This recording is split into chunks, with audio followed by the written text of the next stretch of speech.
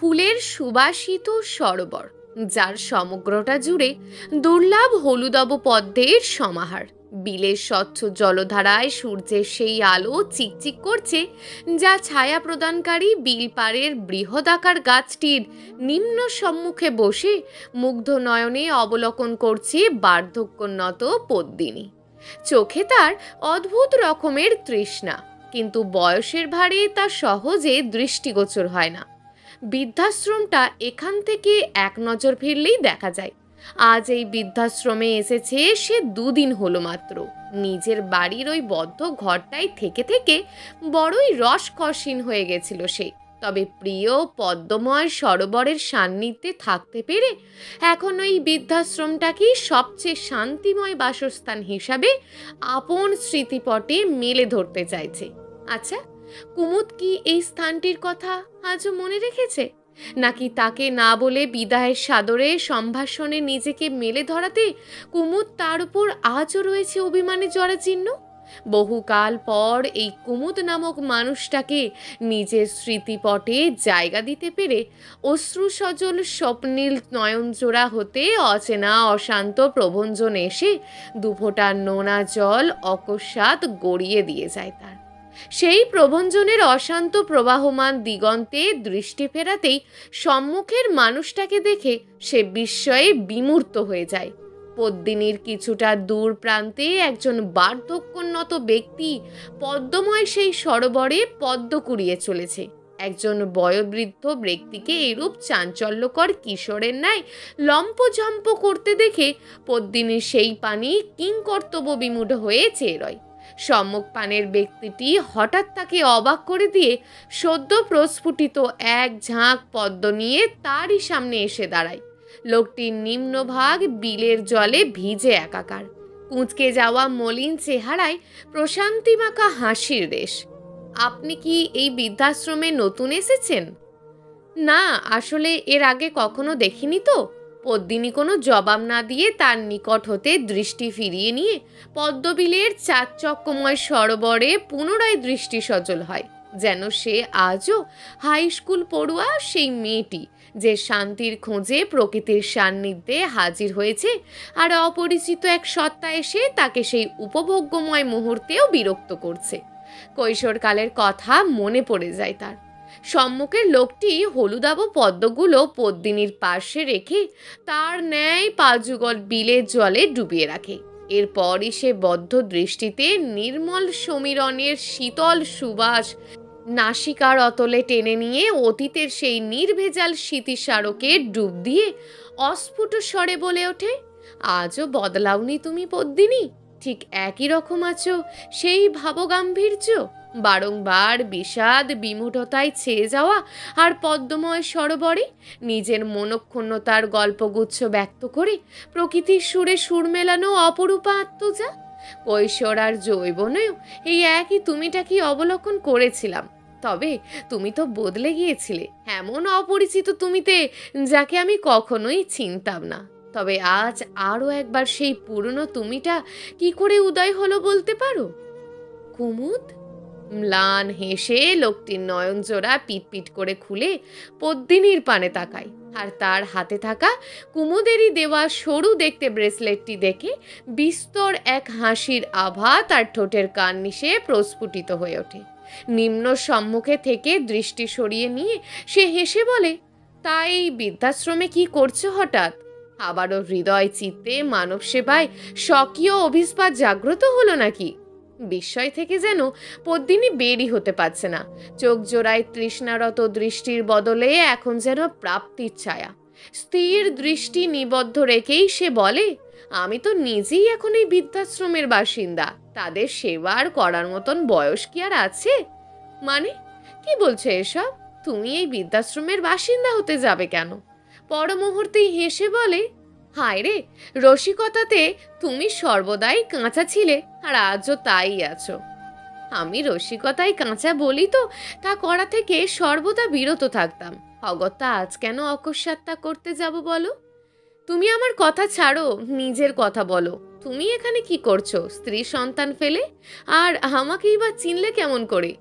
25 বছর হয়ে গিয়েছে, এই এতগুলো বছরে আমাদের দেখা হয়নি একটি বারও, তবে এই বার্ধক্যে জরাজীর্ণ আমিটাকে কেমন করে চিনে ফেললে?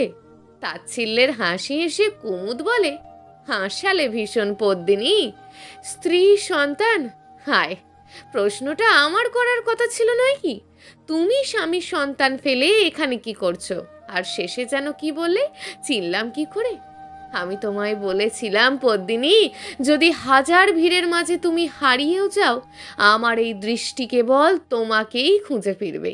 তুমি যে সহস্র বেরঙিন পদ্ম ফুলের মাঝে একটি মাত্র প্রস্ফুটিত রঙিন বর্ণের পদ্ম, যে আমার হৃদয় সরোবরের একমাত্র মালকিন। সজোরে হেসে ওঠে পদ্মিনী কুমুদের এহেন কথায়। হাসতে হাসতে এক ফোঁটা আনন্দাশ্রু তার চোখ থেকে ঠিকরে সে গাল বেয়ে পড়ে। আজ 100 বর্ষ পর যেন এই সরোবরটাও এই দুই ভ্রমরের অপেক্ষামানতা কাটিয়ে মেতে উঠেছে প্রকৃতির সান্নিধ্য জুড়ে। তারা দুজনেই তাদের কৈশোরের দিনগুলোতে ফিরে যায়। নিঃসঙ্গ বিকেল আর মেঘের আড়ালে রোদের লুকোচুরি। সাইকেলে করে চঞ্চল কিশোরী ধেয়ে আসছে তার গন্তব্যে। ঘেমে নিয়ে একেবারে একাকার হয়ে গেছে সে। উফ, আজ বড্ড দেরি হয়ে গেল বলি সে সাইকেলটা পার্ক রেখে দৌড় লাগায় বিশালাকার অট্টালিকাটির দিকে। অট্টালিকাটির সামনে একটি ফলকে বড় করে লেখা সরোজকান্তি বৃদ্ধাশ্রম, ছোট্ট করে আরও অনেক কিছু হাবিজাবি আকারে লেখা আছে। তবে সেসব উপেক্ষা করে সে এগিয়ে যায় অট্টালিকার ভিতরে। অনেক বছর হয়ে যাওয়ায় জায়গাটা একদমই সুলভ নেই এখন আর।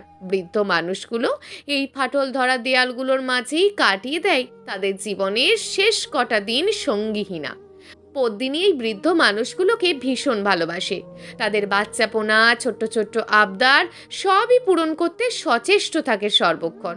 স্কুল শেষে করে মাইলের পর মাইল সাইকেল চালিয়ে এখানটায় আসতে যত না কষ্ট হয়, এই বার্ধক্যনত মলিন চেহারার মানুষগুলোর কুঁচকে যাওয়া মুখশ্রীতে হাসির ঝলক দেখে তার চেয়েও দ্বিগুণ প্রশান্তি মেলে তার। হাঁটতে হাঁটতে সবার সাথে কুশলাদি করতে করতে এগোয় সে। হাতে তার গরমা গরম ফুলকপির সিঙাড়ার ঠোঙা, একজনের আবদারেই বস্তু হয়তো বা। কি গো পুষ্পবুড়ি, এই বয়সেই ওই গাঢ় রঙা লিপস্টিকখানা অমন নমনীয় অধৈর্যরায় ছোঁয়াতে তোমার বাঁধে না? বাঁধবো কেলারে, মুই বুড়ো হয়ে গেছি তো কি হয়েছে, মোর শখ আহ্লাদ কি মইরা গেছেলা? ঈষৎ হেসে আরো কজনকে পাশ কাটিয়ে চলে যায় সে। সকলের কাণ্ডকৃতি বেশভাবে উপভোগ করছে যেন। ওমা, ডাক্তার দাদু যে, আবার ওই ছবির দিকে তাকিয়ে মন খারাপ করে আছো? এদিকে দাও ওটা, এক্ষুনি দেবে তুমি। দেখো মেয়ের কাণ্ড, আহা অমন করিস কেন রে? তোর দাদিকে একটু প্রাণ ভরে দেখতে গেলেই তুই হাজির হোস। তাহলে কাঁদবে না বলো? হ্যাঁ রে বাপু, কাঁদবনি। যা তো তুই এখন নিজের কাজ করগে, আমার নিয়ে অত ভাবা লাগবো নি। সে তোমায় দেখতে হবে না আমাকে কি করতে হবে কি করতে হবে না, আমি ভালোই বুঝি। অবশেষে সকলের খোঁজ খবর নিতে নিতে তার গন্তব্যস্থলে এসে পৌঁছায়ও। দাদামশাই, জুতো পালিশ করতে থাকা বুড়ো থুত্তুরে হয়ে যাওয়া একটা লোক চশমাটা নাড়াচাড়া করে নিয়ে পদ্মিনীর পানে ফেরে। ও মা, আমার পদ্মিনী দাদু ভাই এসেছে যে, আমার পদ্ম ফুল। আয় আয়, বাইরে দাঁড়িয়ে কেন, ভিতরে আয়। দেখো কি নিয়ে এসেছি তোমার জন্য। আবার কি আনলি? কত করে বলেছি কিছু নিয়ে আসবি না, তারপরও কোনো কথা তুই আমার শুনিস না। উফ দাদামশাই, চুপ করো তো তুমি। এমনিতেই মাকে লুকিয়ে এখানে আসতে অনেক কাঠখড় পোড়াতে হয়, তার উপর সাত করে কিছু নিয়ে আসলেই তুমি এমন করো। আমার পদ্ম ফুলের যে দেখছি বেশ অভিমান। এত অভিমানীকে কে বিয়ে করবে শুনি? কে আছে এমন এই যুগে যে আমার পদ্ম ফুলের রাগ অভিমান ভাঙাবে? মরণ, কতবার বলেছি ও কথা বলবে না। তোমার পছন্দের ফুলকপির সিঙাড়া এনেছি, চুপচাপ খাও এখন, আর কোনো কথা না। বিকেল গড়িয়ে গোধূলির পরশে চারিপাশ রাঙা হতে চলেছে। দাদামশাই এবার তাড়া দেয় পদ্মিনীকে ফিরে যাওয়ার জন্য। সেও জানালার পানে একবার দেখে নিয়ে ফিরে যাওয়ার উদ্দেশ্যে পা মারায়। পিছন থেকে ডাক পড়ে, পদ্মিনী। হ্যাঁ, কিছু বলবে? কিছু না, তুই যা, সাবধানে যাস। উফ, কথা লুকোনো আমার একদম পছন্দ না, তুমি জানো না। কি হয়েছে বলো আমায়। ও দাদামশাই, বলো না। আসলে একটা চিঠি পাঠানোর ছিল রে, কিন্তু আমার যে নড়বড়ে শরীর, কেমন করে পৌঁছাবো বুঝতে পারছি না। উমা, সে কি, তুমি দাদুকে ফেলে অন্য নারীর কাছে চিঠি পাঠাবে? এই, তুমি অন্য নারীতে আসক্ত পুরুষ? আমি পারবো না আমার দাদুর সতীনের কাছে চিঠি পৌঁছাতে। এর চেয়ে বরং আকাশের ঠিকানায় দাদুর কাছে চিঠি লেখো, সেটা কাজে দেবে। দাদামশাই তুমুল রেগে পদ্মিনীর কান মুলে দিতে দিতে বলে, তোর এই দাদা ভাই 1000বার প্রেমে পড়েছে, তবে কেবল একজনেরই প্রেমে পড়েছে, ওই কাজল চোখের মেয়ে। তার ঋণঋণে কণ্ঠস্বর আর মাতাল করা হাসির প্রেমে বারবার পড়েছে সে। কিন্তু ওই মেয়ে হচ্ছে তোর সুলক্ষণা দাদি, বুঝেছিস? আর সেই রূপের বাহারি তো এখন তোর ভিতর ঠিকরে ঠিকরে পড়ে। যত বড় হচ্ছিস ততই যেন সেই মাধুর্যতা প্রকাশ পাচ্ছে। একদম তোর দাদির মতন হয়েছিস দেখতে। তাই তো তোর দাদি চলে যাওয়ার পর তোকেই প্রেমিকা বানিয়েছি। শখ কত দেখো, বুড়ো বয়সে প্রেম করবে। হ্যাঁ, আমার বই গেছে তোমার প্রেমিকা হতে। আচ্ছা, হতে হবে না তোর, আপাতত একটা কাজ করে দে, তাহলেই হবে। কি কাজ? বিছানার নিচ থেকে তোষকের তলে একখানা চিঠি বের করে পদ্মিনীর হাত থেকে বাড়িয়ে দিয়ে বলে, আর কয়দিন বাঁচবো তা ঠাহর করতে পারিনি। বয়স হয়ে এসেছে, এখন কি আর ওই মুরদ আছে তোর দাদির কাছে চলে যাওয়ার জন্যই মনটি আজকাল বড্ড ব্যাকুল হয়ে ওঠে রে। এই চিঠিটা আমার অনেক প্রিয় এক ছাত্র কুমুদ, তার কাছে পৌঁছে দিস। সে এখানে রোজ আসতো জানিস, সকালে এসে বিকালের দিকে চলে যেত, আর তুই তখন আসতিস। তোদের দুজনকে নিয়েই আমার কেটে যেত বেশ। ও একদম তোর মতন সব বাইকে আগলে রাখে, কিন্তু কিছুদিন ধরে জানিস ও না আর আসে না। আমার খুব কষ্ট হয়, তাই আবার কবে আসে না আসে এই চিঠিটা ওর কাছে পৌঁছে দিস। ঠিকানা লেখা আছে পিছনে দেখ। সবই তো বুঝলাম, কিন্তু এসব কি বললে? চলে যেতে ইচ্ছে করে মানে কি? খবরদার বলে দিচ্ছি, আর কোনোদিন যদি এই কথা মুখে এনেছো তো। আচ্ছা বাবু, ঘাট হয়েছে, আর বলবো নি, যা, মনে থাকে যেন। অট্টালিকা থেকে বেরিয়ে এসে এক নাগাড়ে হেঁটে চলেছে পদ্মিনী। সম্মুখের পদ্মময় সরোবরটার কাছে দ্রুত পায়ে হেঁটে এসে ধপ করে বসে পড়েও চিঠিটা উল্টে পাল্টে দেখতে থাকে। তবে আগ্রহ খুঁজে না পেয়ে চিঠিটা আর খোলে না। চিঠিটার সাথে থাকা ছবিটা হঠাৎই খুলে পড়ে যায়। হাতে তুলে নিয়ে সেই ছবির পানি চেয়ে রয় সে। ছবিতে একটি ছেলে হাঁটু গেড়ে বসে তার যথার্থ গুরুর পায়ের জুতো জোড়া ফিতা লাগিয়ে দিচ্ছে।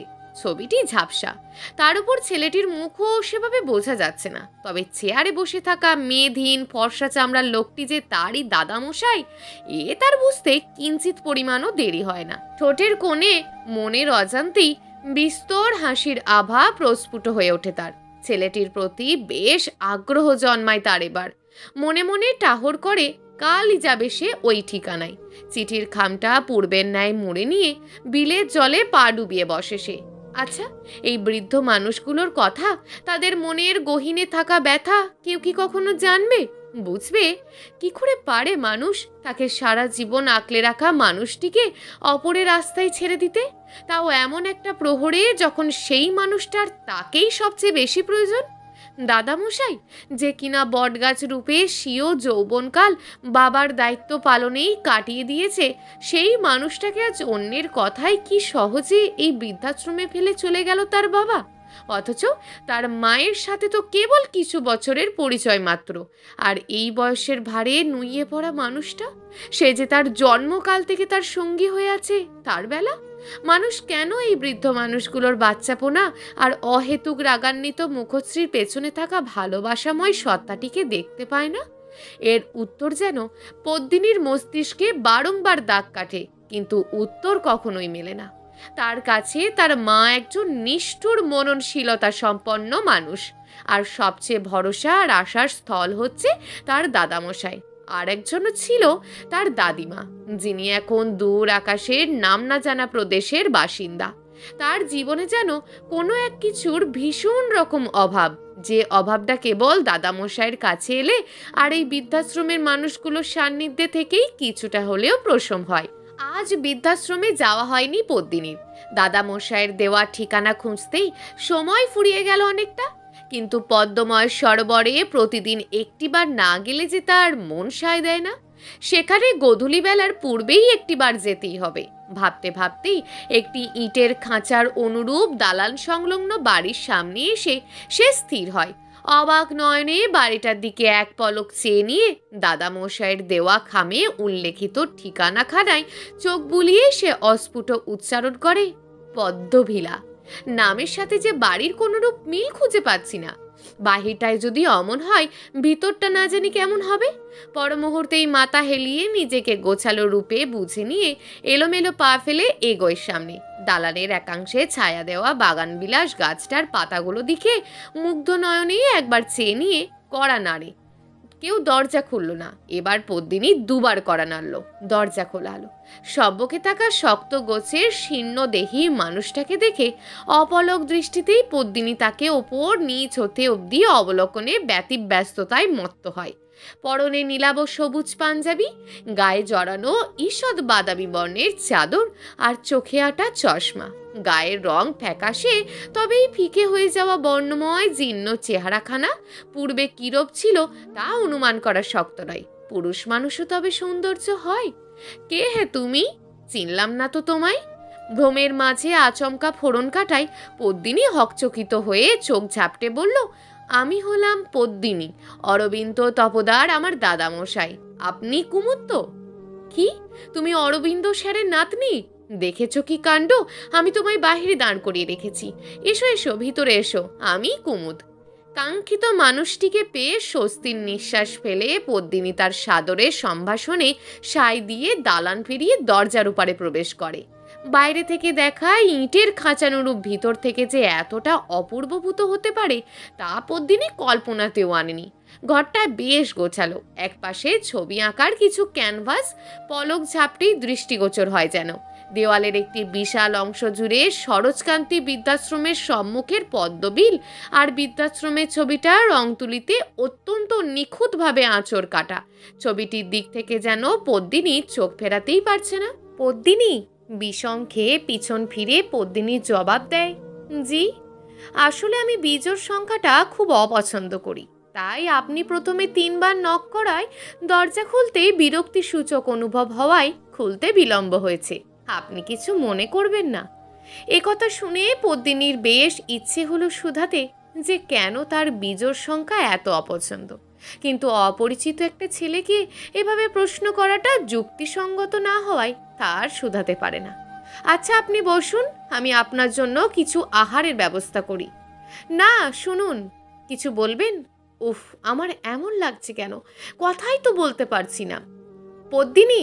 হ্যাঁ হ্যাঁ বলবো, মানে আসলে দাদামশাই এই খামটা আপনাকে দিতে বলেছেন, আর আপনি কয়েকদিন যাবৎ যাচ্ছেন না কেন জানতে চেয়েছেন। আমি এজন্যই এসছি, আপনার কষ্ট করে আহারের ব্যবস্থা করতে হবে না, আমি এক্ষুনি চলে যাব।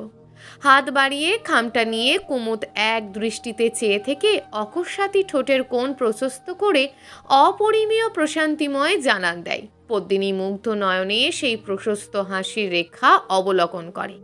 পরমুহূর্তেই সে পদ্মিনীর পানে চেয়ে ম্লান হেসে বলে, অরবিন্দ স্যার আমার সবচেয়ে প্রিয় একজন শিক্ষক, আর আমি ওনার সবচেয়ে প্রিয় ছাত্র। এই খামটা আমার তার থেকে পাওয়া সবচেয়ে মূল্যবান উপহার হয়ে থাকবে। অনেক ধন্যবাদ পদ্মিনী, এইটা আমার নিকট পৌঁছে দেওয়ার জন্য। মলিন হয়ে আসা গম্ভীর চেহারার মানুষটার মাঝে এমন মুগ্ধতা, মিশুক প্রকৃতির বৈশিষ্ট্য, এসব দেখে পদ্মিনী যেন বারংবার বিস্মিত হয়ে চলেছে। পরস্পরের বিষয়ে কিয়ৎক্ষণ আলাপচারিতা শেষে পদ্মিনী জানতে চায়, এ কদিন দাদামশাইয়ের নিকট যাননি কেন? জ্বর হয়েছিল, দাদামশাইয়ের সাথে একটিবার দেখা করে আসবেন। তিনি অনেক ব্যতিব্যস্ত হয়ে পড়েছেন আপনাকে নিয়ে, আর উল্টোপাল্টা কথাও বলছিলেন যে তার হাতে নাকি বেশি সময় নেই, সে আসবক্ষণ। আমি তোমার থেকে বয়সে 2-3 বড় হব হয়তো, আপনি আপনি করে বলে পর করে দিও না এমন। স্যার যেমন আমার অনেক আপন, তার নাতনি হওয়ার সুবাদে তুমিও তাই। সেই প্রেক্ষিতে আমায় তুমি বলেই রেখো। বন্ধু হিসাবে আপনি শব্দটা কেমন যেন বড় পানসে লাগে। পদ্মিনী তার কথাগুলো শুনে কিছুটা অপ্রস্তুত হয়ে বলে, সে পরে ভেবে দেখবক্ষণ, আজ না হয় আসি। বেশ, তবে আর আটকাবো না। তবে পরের বার আসলে কিন্তু না খাইয়ে ছাড়ছি না। আমার হাতের রান্না জানো স্যার ভীষণ পছন্দ করেন, তাই আমার বিশ্বাস তোমারও পছন্দ হবে। ম্লান হেসে সম্মতি জানিয়ে বিদায় নিয়ে প্রস্থান করে পদ্মিনী। এই ছিল তাদের প্রথম সাক্ষাৎ। বর্তমানে ফিরে এসে কুমুদ পদ্মিনী একযোগে বিস্তর হেসে সেই ঘটনা মনে করেন। একজন আরেকজনকে নিয়ে কত কী না ভেবেছিল সেদিন তারা, অথচ সময়ের স্রোত সব কিছু কীভাবে বাহিত করে নিয়ে চলে যায়। পদ্মিনী হাসির পরিমাণ কমিয়ে প্রশ্ন করে, আচ্ছা সেদিন ওই খামে কি এমন ছিল? তোমার কাছে ওই খামটা কি আজও আছে? স্যারের শেষ স্মৃতি ওটা, কি করে নিজে থেকে দূরে করব বলতে পারো? সযত্নে রেখেছি সকল যাতনাই হৃদয়ে পুষে। যদিও সেদিন ওই চিঠিটা অনুমতি ছাড়া খুলতে মন সায় দিচ্ছিল না। আজ খুলে দেখাবে চিঠিতে থাকা লেখা সমূহ। কুমুদ পদ্মিনীর পানে চেয়ে ম্লান হেসে উঠে দাঁড়ায়। এক ছুটে বৃদ্ধাশ্রমের পানে ছুটে যায়। পদ্মিনীর সেই পানি অবাক দৃষ্টিতে চেয়ে থাকে। কিয়ৎক্ষণ পর কুমুদ একটি খাম হাতে হাঁপাতে হাঁপাতে তার নিকট দৌড়ে আসে। বিলের জলে পা ডুবিয়ে খামটা ঘাসের ওপর রাখে। তারপর বিলের স্বচ্ছ জল থেকে কিয়ৎ পরিমাণ জল নিয়ে নিজের ক্লান্তি দূর করে। পদ্মিনী মনোযোগ সহকারে তার অঙ্গভঙ্গি দেখতে থাকে। মানুষটার চুলগুলোই কেবলই পেকেছে বলা যায়। শারীরিকভাবে খানিক বয়সই বেড়েছে, তবে মানসিক বয়স যেন কিঞ্চিত পরিমাণও বাড়েনি। তার মনোযোগী দৃষ্টে ব্যাঘাত ঘটিয়ে কুমুদ পদ্মিনীর নিকট সেই খামটা এগিয়ে দেয়। পদ্মিনী অপ্রস্তুত হয়ে সেটা হাতে নেয় আর ধীরে ধীরে সেই খামে থাকা ছবিটা আর চিঠিটা বের করে। ছবিটার দিকে তাকিয়ে তার চোখ থেকে নিজের অজান্তেই ঝরে কয়েক বিন্দু জল গড়িয়ে পড়ে। পদ্মিনী সেটিকে ভুরুক্ষেপহীনভাবে এড়িয়ে গিয়ে চিঠিটা খোলে। প্রিয় কুমুদ, আমি আমার নলিনীকে ছাড়া কোনোদিনও কারোর নিকট চিঠি লিখিনি, তাই জানি না ভালোবাসার মানুষের জায়গায় অন্য কাউকে কিভাবে চিঠি লিখতে হয়। জানো তো, লেখালেখির ক্ষেত্রে যতই শুদ্ধ ভাষা ব্যক্ত করি না কেন, বাস্তবে আমার মুখ দিয়ে একটা শুদ্ধ ভাষাও বেরোয় না। তখন নিজেকে শিক্ষক বাঁধতে বড় বাঁধে। যাই হোক, আশা করি ভালোই আছো। নিজে আঁকাআঁকি নিয়ে হয়তো বেশ ভালোই সময় কাটাচ্ছ। আজ বেশ কিছুদিন যাবত তুমি আসছো না আমার এখানে। হয়তো এখন নিজেও শিক্ষক হয়েছ, সেজন্যই এত ব্যতিব্যস্ততা। আমার শরীরের অবস্থা খুব একটা ভালো যাচ্ছে না জানো তো। ইদানিং পেটের এক পাশটাই প্রচণ্ড ব্যথা অনুভব হয়। শরীরের একাংশে বড় আকারের ফুসকুড়ি দেখা দিয়েছে। প্রতি রাতে জ্বরও আসে খুব। এসব কথা পদ্মিনীকে তো আর বলতে পারি না, তাই তোমায় বলছি। হয়তো আমার শেষ সময় ঘনিয়ে এসছে, তবে এ নিয়ে আমার কোনো আক্ষেপ নেই। আমার নলিনীর কাছে সেই অচিনপুরে আমিও যে পাড়ি জমাতে পারবো, এতে আমার সৌভাগ্য। তবে আমার চিন্তা আমার পদ্ম ফুলটাকে নিয়ে। ওর তো আমি ছাড়া কেউ নেই কুমুদ, আর আমারও কেবল তুমি আর সে ছাড়া আর কেউ নেই। ওর মাকে আমি আর নলিনী বেশ শখ করে বাড়ির বউ করে এনেছিলাম। রূপে গুণে গুণান্বিতা অপরূপা এক নারী। কিন্তু পদ্মিনীকে জন্মদানকালে ছোট্ট পদ্মফুলটাকে একা ফেলে সেও অচিনপুরে পাড়ি জমায় স্বার্থপরের মতন। পদ্মিনীর নতুন মান আর অজুহাতে রিহাবও বিয়ে করে নতুন বউ আনলো ঘরে। কিন্তু সে পদ্মিনীর যত্ন করবে কি? নিজের যত্ন করেই সে কুল পায় না। পদ্মিনী একথা জানে না যে স্নেহা বৌমা তার নিজের মাই নয়। এ কথা যে ও সইতে পারবে না, তাই এখনো পর্যন্ত আমি আগলে রেখেছি ওকে নিজের হৃদয় সরোবরে। ওর নতুন মা সেজন্যই তো আমায় এই বৃদ্ধাশ্রমে ফেলে গিয়েছে। আর ভাগ্যের কি নির্মম পরিহাস দেখো, এমন কুলাঙ্গারের জন্ম আমি দিয়েছি যে তার অস্তিত্বের উৎসকেই নিজের থেকে দূরে করে ফেলে রেখে গিয়েছে অনিশ্চিত ভবিষ্যতের নিকট। ওর বাবা ওকে নিয়ে পরোয়া করে না কুমুদ, একটুও করে না। কেবল দায়িত্বশীলতার খাতিরে ভরণ পোষণ দিয়ে যাচ্ছে। কিন্তু সে তো আর জানে না একজন মানুষের 5টা মৌলিক চাহিদা পূরণ করলেই কেবল দায়িত্ব পালন শেষ হয়ে যায় না। মনের ভিতর পুষে রাখা আক্ষেপগুলোও পূরণ করাটা জরুরি। আমি নিজেকে নিয়ে ভাবি না কুমুদ, তবে আমি চলে যাওয়ার পর ও যে সর্বশান্ত হয়ে যাবে খুব। আমি যদি সত্যি তোমার একজন আদর্শ শিক্ষক হয়ে থাকি, তবে আজ তোমার একজন আদর্শ ছাত্রের কাছে তার আদর্শ শিক্ষকের অনুরোধ, পদ্মিনীকে একটু দেখে রেখো বাবা। ওকে আমি যে আদর্শে বড় করেছি সেই আদর্শ থেকে যেন ও কোনো দিনও বিচ্যুত না হয়। আমার পর তুমি ওর আদর্শ শিক্ষক হয়ে ওকে সঠিক দিশা দেখিয়ে ওর উজ্জ্বল ভবিষ্যতের পানে ওকে এগিয়ে দিয়ে নিয়ে যাবে। আমি জানি না আমার হাতে আর কতটুকু সময় অবশিষ্ট আছে, তবে ওর দায়িত্বভার তোমার ওপর অর্পণ করে দিয়ে যেতে পেরে আমি এখন নিশ্চিন্ত এবং তৃপ্ত। আর আমার কোনো আক্ষেপ নেই, কারণ আমার বিশ্বাস তুমি ওকে তোমার সবটা দিয়েই আগলে রাখবে। সবশেষে বলবো, তোমার এই হতভাগা শিক্ষক আমি যদি জেনে ও না জেনে কষ্ট দিয়ে থাকি, তোমায় আঘাত করে থাকি, তবে মনের সকল ক্রোধ এবং ক্ষোভগুলো আত্মসাৎ করে নিও, পারলে আমায় ক্ষমা করে দিও। আর তোমার স্বপ্নের পথে এগিয়ে যাও। একদিন অবশ্যই তুমি একজন বড় চিত্রশিল্পী হবে। আর আমি যেখানেই থাকি না কেন, আমার দোয়া সর্বত্র সর্বদাই তোমার সাথেই থাকবে। ইতি, তোমার তথাকথিত আদর্শ ও প্রিয় শিক্ষক অরবিন্দ তপোদার। এতগুলো নির্মম সত্য জানতে পেরে পদ্মিনী অশ্রুসিক্ত হয়ে যায়। শেষ সময়টা দাদামশাইয়ের সেবাটুকু করতে পারল না ঠিকভাবে। সেই দিনগুলোর কথা আজও তার স্মৃতিস্মারকে স্পষ্ট চিত্রিত হয়ে আছে। ক্রন্দনসির ন্যায় সেই চিঠিটা বুকে জড়িয়ে সেই সোনার অতীতে নিমজ্জ হয় সে। গতকাল দাদামশাইয়ের চিঠিটা কুমুদকে পৌঁছে দিয়ে আসতে পেরে অনেক বড় একটা দায়িত্বভারের বোঝা নেমে গেল বুকের ওপর থেকে। তাই পদ্মিনী আজ বেশ ফুরফুরে মেজাজি আছে। ঘড়ির কাঁটায় 3:20 সাইকেলে করে জনশূন্য পথে এগিয়ে চলেছে পদ্মিনী। উদ্দেশ্য সরোজকান্তি বৃদ্ধাশ্রম। কি নিদারুণ প্রভঞ্জন, স্বচ্ছ শ্রুগান আর অপরূপ দৃশ্যপট। সিঙ্গারার দোকান থেকে 1 ঠোঙা সিঙ্গারা কিনে নিয়ে অবশেষে পা বাড়ায় বৃদ্ধাশ্রমের দিকে। দাদামশাই তার কক্ষে আসন করে বসে রয়েছে। কিন্তু এ কি, ওনার সামনে ওনার দিকে মুখ করে কে বসে আছে? ওটা লোকটা কে? সংকোচ বোধ করে পদ্মিনী ঠোঙা হাতে দুয়ারের বাইরেই স্থির হয়ে রয়। দাদামশাই হঠাৎই তাকে দেখতে পেয়ে আওয়াজ দিলে ভ্রম থেকে বেরিয়ে অগত্যা তাকে ঘরেই ঢুকতে হয়। সম্মুখে লোকটা ধীরে ধীরে তার পানে তাকায়। এ কি, এ তো কালকের উনি। এখানে এই সময় কি করছেন উনি? মেরুন রাঙা পাঞ্জাবি পরে চোখে চশমা এঁটে বসে আছেন কুমুদ সাহেব। চোখ আবারও আটকে যায় পদ্মিনীর। কুমুদ ম্লান হেসে মেয়েটার এই পর্যবেক্ষণশীল দৃষ্টির পানে চেয়ে থাকে আর ভাবে, কি এমন ভাবে মেয়েটা সারাদিন? বড্ড ভাবুক প্রকৃতির বোধ হচ্ছে। দাদামশাই পদ্মিনীর সহস্র ভাবনার ছেদ ঘটিয়ে তাকে টেনে নিয়ে কুমুদের পাশে বসায়। এরপর দাদামশাই পদ্মিনী রানা ফুলকপির সিঙ্গারাগুলো থালায় সাজিয়ে তাদের সামনে রাখে আর বিস্তর আড্ডায় বহুকাল পর তার এই পৃথিবীতে থাকা সবচেয়ে আপন দুজন মানুষের সঙ্গে সদালাপে মত্ত হয়।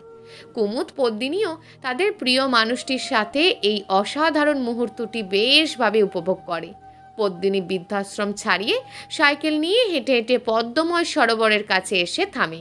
বিলের জলে পা ডুবিয়ে কুমুদকে বসে থাকতে দেখে সে আরও এক দফা বিস্ময়ে বিমূর্ত হয়ে যায়। আরে, যেখানেই যাচ্ছি সেখানেই ইনি! কি আশ্চর্য! তার পানে তাকাতে তাকাতেই পদ্মিনী নিজেও বিলের জলে পা ডুবিয়ে বসে। পদ্মিনী আওয়াজ করে। কুমুদ না ফিরেই বলে, কিছু বলবে? আপনি আমার দিকে না ফিরেই বুঝলেন কেমন করে আমি এখানে এসেছি? কাছের মানুষগুলোর উপস্থিতি চোখ দিয়ে নয়, অনুভব করে বুঝতে হয় পদ্মিনী। তা না হলে মানুষটা যে কাছের কেউ, তার কদর রইল কই? কিন্তু আপনাকে তো কখনো এখানে আসতে দেখিনি। আজ হঠাৎ এই সময়ে এখানে কি করছেন বসে বসে? এই জায়গাটা আমার ভীষণ প্রিয়, আর আমি এখানে রোজই আসি। তবে এখন যে আমি আর বেকার নেই, ব্যস্ততা যেন জেঁকে ধরেছে ভীষণভাবে আজকাল, তাই কিছুদিন আসা হয়নি প্রিয় পদ্মময় সরোবরে। আগে সকালবেলা এখানটায় আসতাম, বৃদ্ধ মানুষগুলোর সঙ্গে সময় কাটাতাম, তাদের আবদারগুলো পূরণের চেষ্টায় মত্ত থাকতাম, আর সব শেষে পদ্মবিলে এসে পদ্ম কোড়াতাম, নয়তো বিলের স্বচ্ছ জলের সংস্পর্শে নিজেকে মুগ্ধতায় নিবিষ্ট করতাম। এখন আর হয় না। পদ্মিনী মুগ্ধ নয়নে কুমুদের কথাগুলো শোনে। এরপর কি যেন হয়, তারা দুজনেই প্রকৃতির অপরূপ দৃশ্য মাঝে ঘোর লাগা দৃষ্টিতে বেশ খানিকক্ষণ চেয়ে রয়। কিন্তু সেই দিনটাই ছিল তাদের জন্য দাদামশাইয়ের সাথে কাটানো সর্বশেষ এবং সর্বশ্রেষ্ঠ প্রহর। এরপর আর দাদামশাইয়ের সাথে তাদের কথা হয় না, দেখা হয় না, একযোগে আর হাসাও হয় না। পরদিনই তাদের ছেড়ে অচিনপুরে পাড়ি জমায় দাদামশাই। কেবল রেখে যায় অবিনশ্বর স্মৃতিগুলো। আচ্ছা, কেন হয় এমন? এই নিষ্ঠুর পৃথিবী বারংবার কেন প্রিয় মানুষগুলোকে এভাবে নশ্বর করে দিয়ে চলে যায়? সেদিনটির কথা একযোগে মনে করি কুমুদ পদ্মিনী অশ্রুসিক্ত হয়ে যায়। পদ্মিনী চিঠিটা বুকে জড়িয়ে পলক ঝাপটে অঝরে কাঁদতে থাকে। কুমুদও আজ তাকে আর আটকায় না। কাঁদুক, খুব করে কাঁদুক। কান্নার মাঝে লুকিয়ে থাকা প্রশান্তি তো কেবল কাঁদলেই পাওয়া যায়। এই প্রশান্তিটুকু অন্য কোনো অনুভূতিতে মেলাই দুষ্কর। আজ দাদামশাই মারা গিয়েছে 5 মাস হলো। পদ্মিনী তিনি যাওয়ার পর থেকেই বেশ নিশ্চুপ হয়ে গিয়েছে। তাকে এখন আর আগের মতন হাসতে দেখা যায় না, কিন্তু দাদামশাইয়ের আদর্শ সে ভোলেনি। মানব সেবায় আর প্রকৃতির প্রেমে নিজেকে নিমজ্জিত করে রেখেছে এখনো। প্রতিদিন বিকেলে এই পদ্মময় সরোবরে সে প্রকৃতির সান্নিধ্যে স্থবির হতে আসে। স্বভাবত ফুলকপির সিঙাড়াও আনে, কিন্তু সেই মানুষটা আর কই। তাই দিন শেষে রাস্তার কুকুরগুলোকেই বেলাতে হয় সেই সিঙাড়াগুলো। কুমুদও কেন যেন নিয়ম করে ঠিক এই সময়টাতেই প্রতিদিন আসে। পদ্মিনীর সঙ্গে একা একাই নানান আলাপে মত্ত হয়। যদিও পদ্মিনী কোনো জবাবই দেয় না, তবুও কুমুদ তার চেষ্টা চালিয়ে যায়। আজও একই সময়ে কুমুদ আসে। এসেই পিছন থেকে পদ্মিনীর পানে ধীর পায়ে এগিয়ে এসে চেঁচিয়ে ওঠে। পদ্মিনী তো ভয়ই পেল না। মুচকি হেসে কুমুদ বিলের জলে পা ডুবিয়ে বসে। ইস, কি স্নিগ্ধতা, কি মায়াবী তার মুখশ্রীখানা! একবার কুমুদ আর নিজেকে সংযত করতে না পেরে উঠে দাঁড়িয়ে পদ্মিনীর হাত ধরে একটা হ্যাঁচকা টান দিয়ে তাকে নিজের কাছে টেনে আনে। পদ্মিনী বিস্মিত হয়ে চোখ বড় করে, তার বাহুডোরের মাঝে নিজেকে আবিষ্কার করে পলকহীনভাবেই চেয়ে রয়। অকস্মাৎ এরূপ ঘটনায় হাতের ঠোঙাটাও হাত থেকে পড়ে গিয়ে ঘাসের আদলে স্থান করে নেয়। পদ্মিনী, আমার চোখের দিকে তাকাও। দেখো, সৃষ্টি জগতের সকল কিছুই নশ্বর, মানুষ মরণশীল, এবং এটি চিরন্তন সত্য। আমাদেরও একদিন বয়স বাড়বে, চামড়ার ভাঁজ আসবে, এই ঐশ্বর্য চিরকাল অমর থাকবে না। কিন্তু কিন্তু তাই বলে কি আমরা মন খারাপ করে জীবনের শেষ সময় আসার প্রহর গুনতে থাকবো? দাদামশাই মারা যাননি পদ্মিনী, তিনি অবিনশ্বরভাবে স্মৃতি হয়ে আমাদের হৃদয়ের গহীনে বিরাজমান। তোমাকে বাঁচতে হবে, দাদামশাইয়ের জন্য হলেও নতুন করে সবটা শুরু করতে হবে। বাহ্যিক নয়, মনের চোখ খুলে তাকাও, এই স্বল্প পরিসরের মোহ থেকে বের হও। নিজের জীবনকে গোছানোর জন্য হলেও নিজেকে আর একটি বার নতুনভাবে আবিষ্কার করো। তুমি পারবে, তোমাকে পারতেই হবে। পদ্মিনী অশ্রুসিক্ত নয়নে কুমুদের কথাগুলোর অর্থগুলো বোঝার চেষ্টা করে যায় আপামর, কিন্তু তার মন বুঝতে চাইলেও মস্তিষ্ক বারংবার বাধা দিচ্ছে ভাবতে। অঝরে কিছুক্ষণ কুমুদের বাহুডোরকেই আশ্রয় করে ক্রন্দসী হয়ে চোখের জল ঝরায় সে। এই ঘটনায় যেন তারা দুজনেই পরস্পরের প্রতি টানটা বেশ ভাবে বুঝতে পারে। গাছের ওপর গা চড়িয়ে শুয়ে পড়ে ক্লান্ত হয়ে দুজনেই। এই মুহূর্তটা আরও নিদারুণভাবে উপভোগ করতে পদ্মিনী সিঙাড়ার ঠোঙা থেকে সিঙাড়া নিয়ে কুমুদের পানে এগিয়ে দিয়ে নিজেও নিয়ে নেয় আর মুখরোচক স্বাদ আস্বাদন করতে থাকে। সেই দিনটার পর থেকে তাদের সকল কিছুই পরিবর্তিত হয়ে যায়। তাদের সকল স্মৃতিস্মারকের কেন্দ্রবিন্দু হয়ে ওঠে এই পদ্মময় সরোবর। কুমুদ কখনো বিলের পদ্ম কুড়িয়ে এনে সমর্পিত করে পদ্মিনীর সান্নিধ্যে, তো কখনো ঘাসের আদলে জায়গা করে নিয়ে নানান আলাপচারিতায় নিমজ্জিত হয় অপরিমেয়ভাবে। তাদের মধ্যকার এই সম্পর্কের নাম যদিও তাদের দুজনের অজানা, তাই তারা এই বন্ধনের নাম রেখেছে বেনামি সংস্রব। এভাবেই কেটে গেল 6টি বছর। তারা এখন বিয়ের উপযোগী যুবক যুবতী হিসাবে আলোচিত। এই কতক বছরেও বেনামি এক সংস্রবের মাঝে কিঞ্চিত পরিমাণও সমস্যা না হলেও ভাগ্যের নির্মম পরিহাসের মাঝে অকস্মাৎই তারাও বাধা পড়ে যায়। পদ্মিনীর বিয়ে ঠিক হয়, সে কুমুদের পানে ছুটে আসে। তবে কুমুদ এই খবর শুনে আদেও তার কিরূপ অভিব্যক্তি প্রদর্শনা করা উচিত তা যেন তার নিজেরই অজানা। আচ্ছা, এই সম্পর্কের নাম কি? এ কি কেবলই যথার্থ গুরুর নিকট হতে প্রাপ্ত দায়িত্বভার পালনের নিমিত্তে রচিত কোনো উপাখ্যান, নাকি এর অন্য কোনো নাম আছে? কেন এই বেনামি সংস্রবের মাঝে জরাজীর্ণ করলে, যদি আলাদাই করে দেবে ভেবেছিলে? পদ্মিনীর নিকট করুণ অনুনয় ব্যক্ত করতে থাকে কুমুদ। পদ্মিনী, তুমি এই বিয়ে করো না গো, আমার ভীষণ কষ্ট হবে, করো না তুমি এই বিয়ে। কিন্তু পদ্মিনীর কর্ণে কি আদেও সেই অনুনয় গোচর হয়েছিল কোনো কালে? হয়তো হ্যাঁ, হয়তো বা না। পদ্মিনী শুনল না কুমুদের অনুনয়। অপর কাউকে বিয়ে করে পদার্পণ করলো অন্যত্র অট্টালিকায়। ছোট্ট একটি সংসার সেথায় সেজে উঠল তার হাতে। কিন্তু কুমুদ, সে কি পেরেছিল তাকে ভুলতে? না, পারেনি।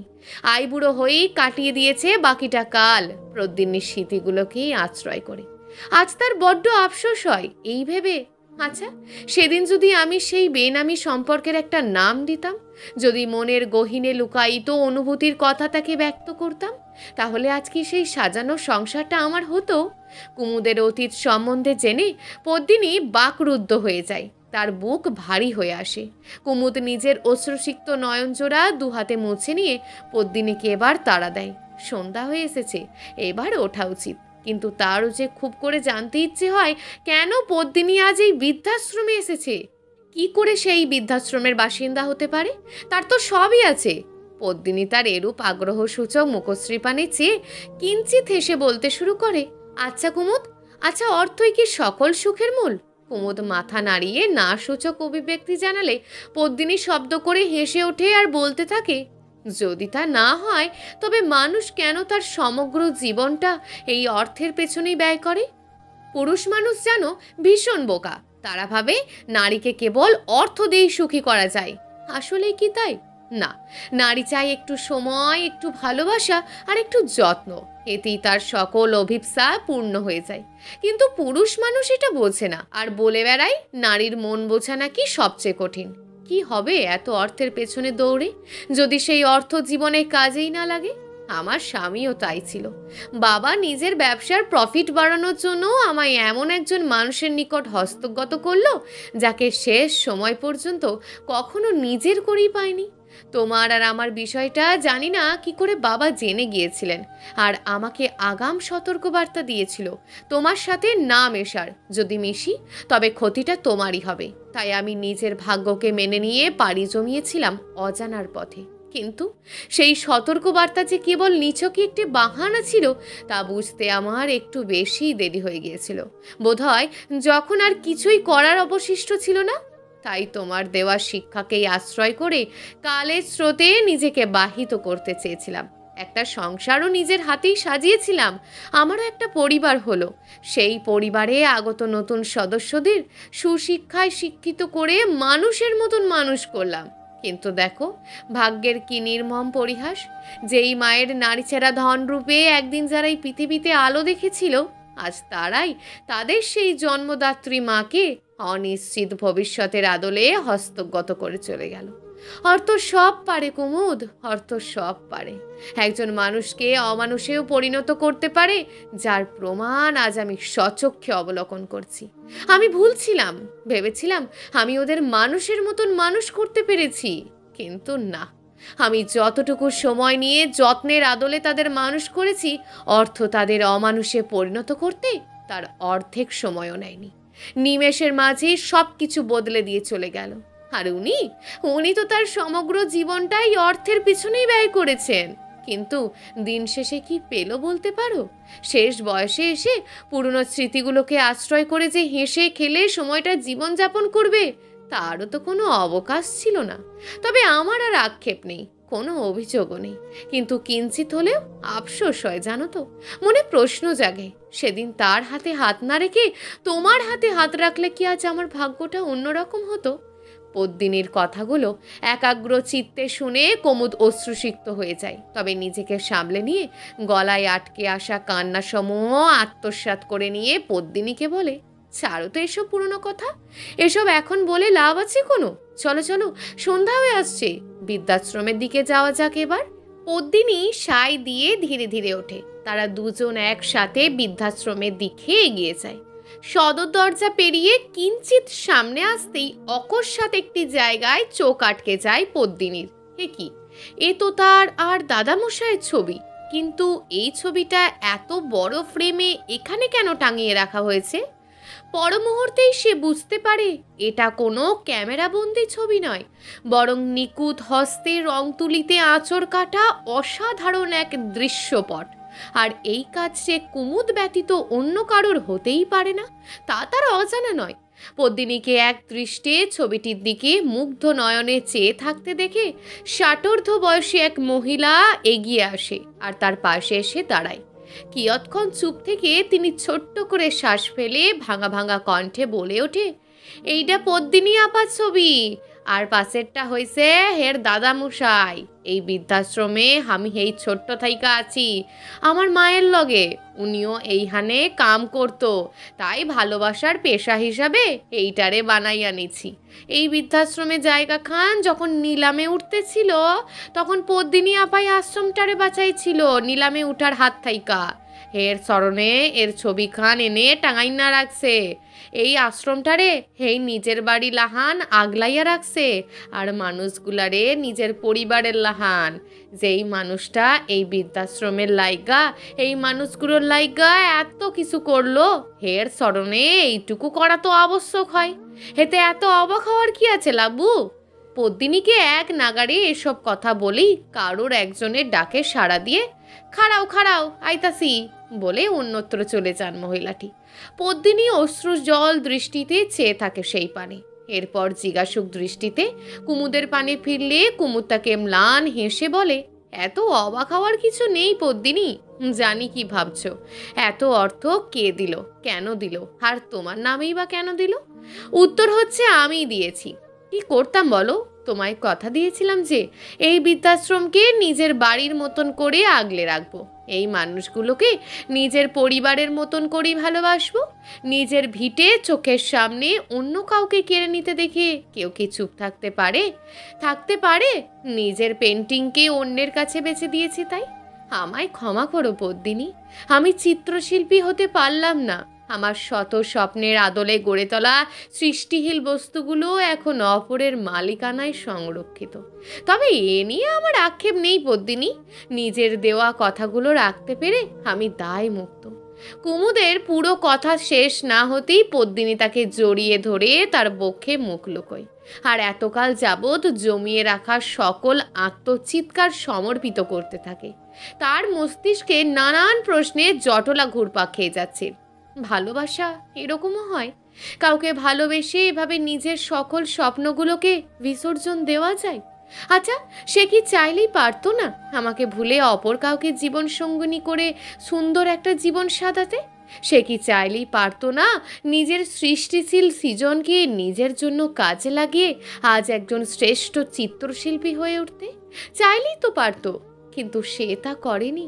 নিজেকে আজ বড়ই স্বার্থপর মনে হচ্ছে। এই আক্ষেপ থেকে কখনো কি আর রেহাই পাবো আমি? কি করে এই আক্ষেপ নিয়ে কাটাবো এই শেষ বয়সটা? পদ্মিনীর অশ্রু জলে কুমুদের পরিদেহ পোশাকের বক্ষাংশ ভিজে ওঠে। তবে পদ্মিনীর মনের কথাগুলো হয়তো সে মুখ ফুটে না বললেও কুমুদ বুঝে ফেলে। তাই সে নিজেও পদ্মিনীকে নিজের বাহু ডোরে আলতো করে আগলে ধরে বলে, অপেক্ষা ভয়ঙ্কর রকমের সুন্দর পদ্মিনী।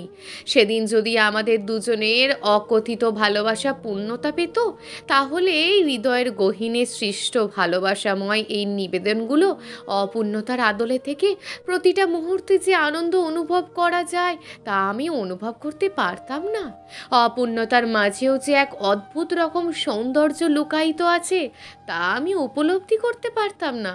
আর পূর্ণতার স্বাদ যদি সেদিন পেয়েই যেতাম, তবে অপেক্ষার অবসান যে এতটা প্রলুব্ধকর হয় তা কি আর বুঝতে পারতাম?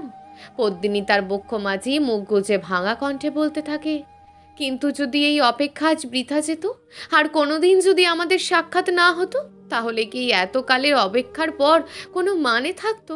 কুমুদ পদ্মিনীর কথায় শব্দ করে হেসে উঠে বলে, যত কালের বিলম্ব হোক না কেন, স্রষ্টা যখন কোনো কিছুর পরিকল্পনা করেন তখন অপেক্ষা কখনোই বৃথা যায় না। পদ্মিনী অশ্রুজল দৃষ্টিতে তার পানে মুখ উঁচু করে আগত শব্দগুলো আওড়ায়। আমায় আর একবার ভালোবাসবে কুমুদ, একেবারে ভিন্নভাবে? আমি নিজের জীবনের এই শেষ সময়গুলো তোমার সান্নিধ্যে থেকেই কাটিয়ে দিতে চাই। আমায় বিয়ে করবে কুমুদ?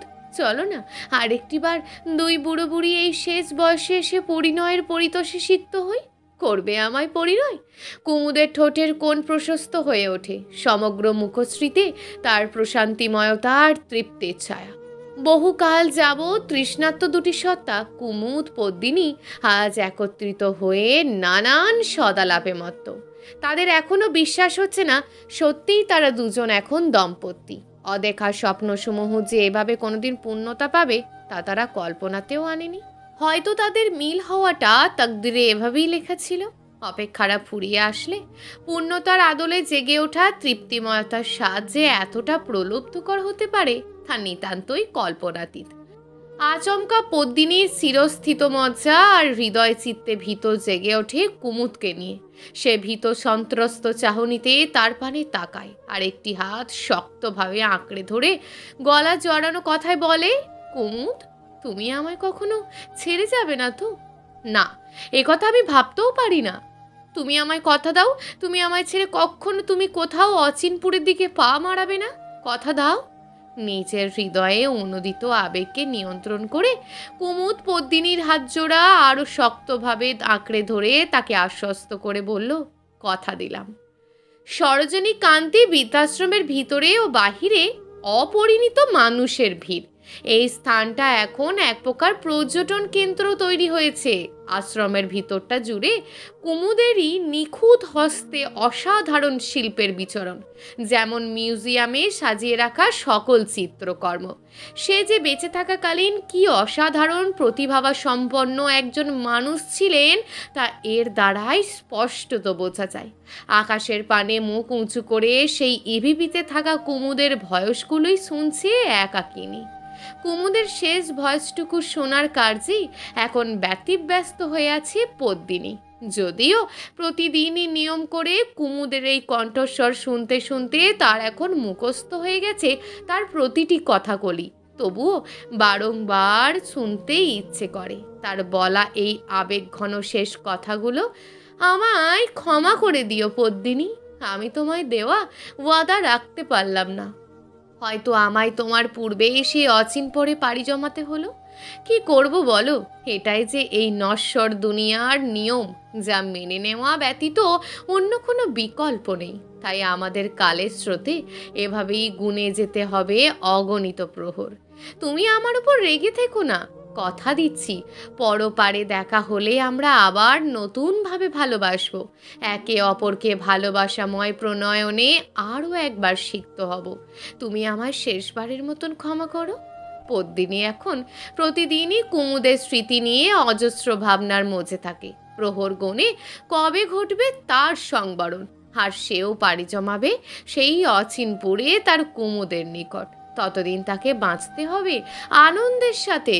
কুমুদকে যে সে কথা দিয়েছে, অবিনশ্বর স্মৃতিগুলো নিয়ে সে বাঁচবে, এভাবেই বাঁচবে। প্রিয় দর্শক, যদি আজকের গল্পটি আপনাদের ভালো লেগে থাকে তাহলে ভিডিওটিতে অবশ্যই একটি লাইক করে আপনার মূল্যবান একটি কমেন্ট করুন।